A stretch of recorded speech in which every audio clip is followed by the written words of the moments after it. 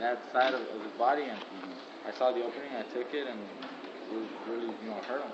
What does that feel like from a boxer standpoint to execute something like that? I mean, you hit him right where you needed to hit him to kind of stun him, and what's that feeling like for when you're in the ring?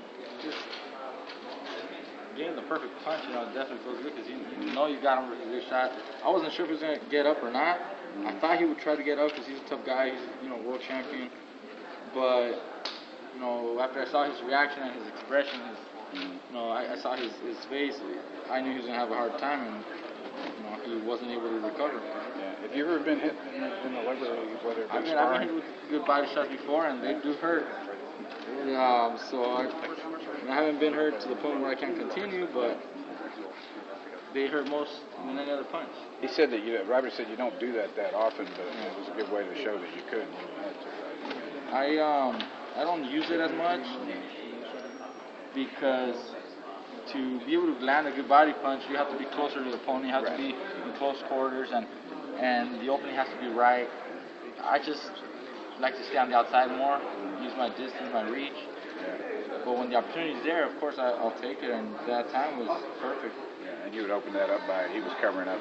He was covering upstairs. I had landed like right hand or something upstairs that dropped him back a little bit and pushed him back, and he covered upstairs. He leaned forward, and then the side opened, so I definitely took that, I know this fight's important, and you certainly aren't looking past him, but I remember in Macau in the hallway you were talking about wanting to fight Manny and getting up to 147. Of course, not right away. I mean, that's about 130, but if everything goes well and plans go the way we want, of course, I mean, that'd be the fight that really put me on top of the sport.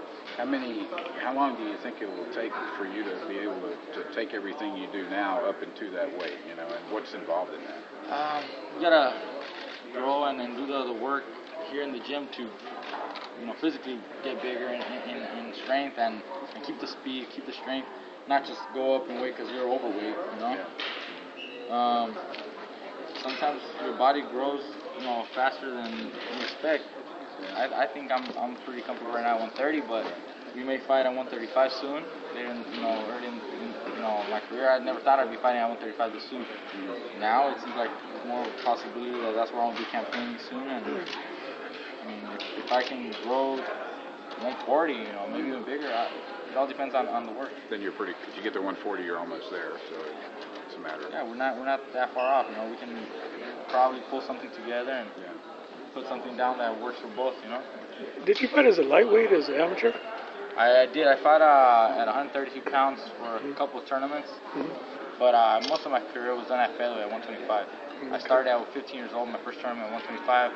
I moved up to 132 for maybe one or two tournaments. Is that a big difference? The guys are a lot bigger. The guys were bigger, a lot taller, and just stronger than me.